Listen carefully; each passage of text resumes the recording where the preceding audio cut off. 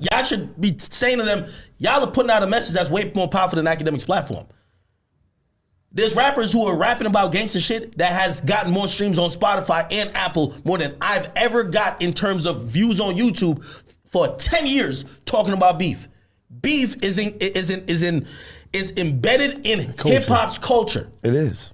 That's why I feel like it's, to quote my nigga Wack, selective politicking, when if you gonna take Akademiks to task, take the rapper who talking about it to task. Take the people who are putting it out. You see a lot of the Chicago shit, the reason why I'm down to take accountability for some of the shit is because a lot of them were kids. Right. A lot of them weren't even realizing that their actions were being viewed by the entire world. Right.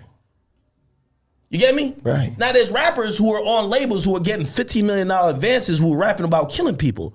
Who are rapping about if you don't slide, you a bitch. If you don't do this, if you don't destroy your community, if you don't kill somebody, sell drugs. That's what these and by the way, them rappers ain't kids no more. Remember when I said I stopped doing the war shot, I was 23. Some of these niggas are close to 30. Some of them are past 30. Why nobody ever hold them to the fire? They're putting out the same message. Nigga did something to you, spin. You think my voice more strong than them? These dudes are selling hundreds of thousands of records. They show up with gold plaques for a record that's promoting, hey, if you have a problem with another black man, go kill him. So yeah, I will accept any type of, flack or demonization for people to say you made light of certain shit, which was distasteful. But the energy, niggas do that because I'm an easy target for everything. I'm an easy target, but they don't give a fuck about the issue.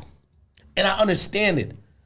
But I gotta call it out because I like hip hop music. I like gangster music. I don't drive around trying to shoot nobody. Right. I'm a law-abiding citizen. Right. But when a nigga drop a song and it sound hard and he's like, yo, niggas did this. I'm about to spin. Yo, listen. What the fuck is that? Body's dropping. That shit's fire. Right. Exactly. That shit fire. So I'm a hypocrite. I'm a hypocrite as well because when we see senseless violence, we just seen Young Dolph pass away. We all act like we're dumbfounded, but we understand that it's the energy and the music that we've also celebrate. Young Dolph isn't probably like, are we gonna talk? Like Young Dolph ain't probably dead. If we aren't celebrating, if we had the same energy for niggas had for me, when Young Dolph dropped 100 shots, maybe something would have been different. We're not gonna support that shit. That shit's promoting more beef and negativity.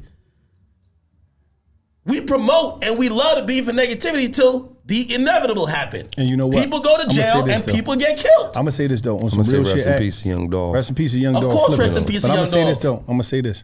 You're 100% right. We have a thing to where as though it's this thing that we represent and we hold on to because it's the soundtrack to the struggle of the black experience in America.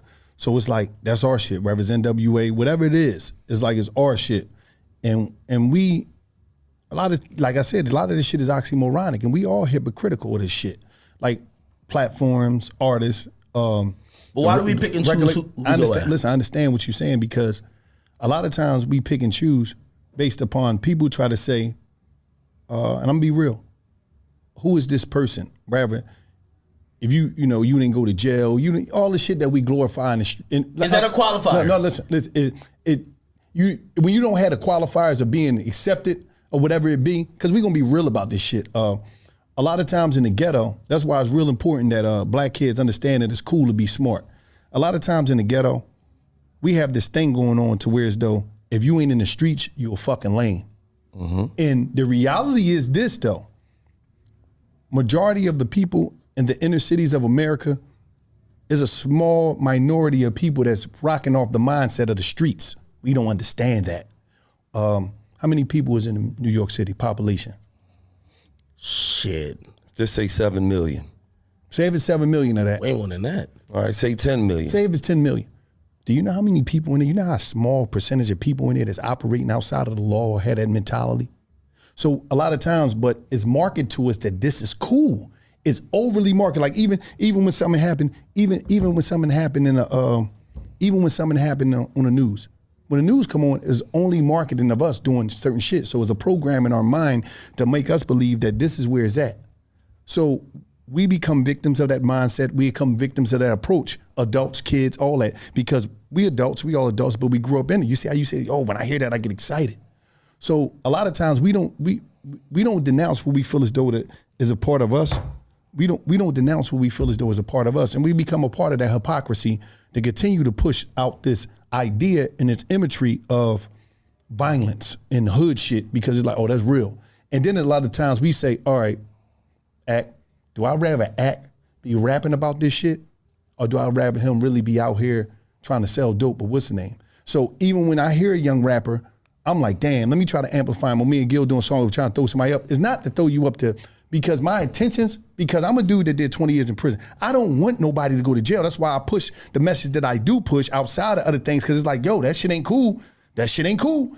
But it's like, if you come and act out, and you just a dude that's trying to, and you hot, and you like, man, I'm trying to, and the first thing you gonna say, I'm trying to get out this shit.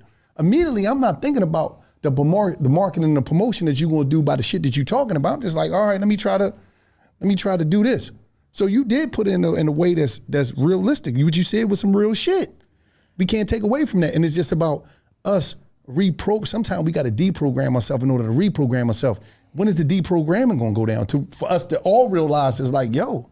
Music, especially rap music and hip hop culture, is somebody shining the mirror of what's going on in these inner city communities. People always talk about, say, Ak, you like beef, you like this, you like that. That's not true. I'm gonna reflect what's going on. You know I seen you on Twitch, right? I know. Okay, oh, cool. no, I'm gonna let you finish. Oh, no. I'm gonna let you finish. Listen, I'm gonna let y'all talk that educated shit, then I'm gonna get to the juicy shit. I'm gonna keep it 100. We're not about to do this Martin Luther King thing the whole time. We're gonna get into the shit. No, it's cool, but we gotta talk. But you can't say Martin Luther King if you just said, why ain't nobody talking? So No. I want everybody, listen, I hate when people are trying to act like they're fake for progress. Yeah.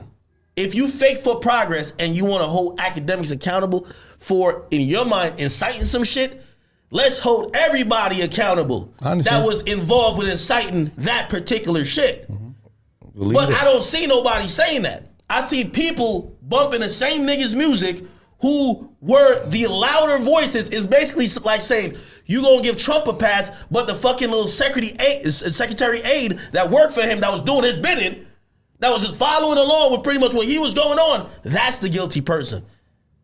If somebody got a problem with what or how Chicago was affected by rap commentary that was rooted in music, you gotta have problem with the music. Bigger than that, you have to have problems with the labels that gave tens of millions of dollars to these artists and marketed black pain and black trauma. But I see no one actually saying, why the fuck did a nigga go to Chicago and go to opposite blocks to sign niggas who are beefing, try to create revenue? I see nobody saying that. Yeah, you're right. We're having low-level conversation. That's why when I see niggas get at me, I'm like, you must either just want some clout or you just don't want to talk about the issue. Because I will never, ever, I'm not the nigga who throws a stone and hide my hand and say, oh, I got no blame. Yeah, I do. But I'm just trying to tell you, I'm in the system of where all this shit is happening already. You can't say, Ak, you be posting that so-and-so did so-and-so on Instagram, and then you're not mad that Apple Music and Spotify and Tidal just playlisted a song dissing somebody where maybe it's not that overt, but you know. Some songs, if you know violence, it's encouraging violence, why are you playlisting it? When they figured out R. Kelly who got found guilty, didn't they take him off the playlist? Because he did something bad, right? So you're telling me that these companies, these big conglomerates that are making billions, they know that, hey, this guy did something bad, even if his music maybe lightly refers to it, we shouldn't support the music. Yet, in the same breath, they're promoting a lot of this shit and they get to hide their hand because no one will point the finger. This street smart, I can make 100 off of F. And going back is food on my plate like Mozart. I just paint a nigga face, put dope on the scene, cocaine. Told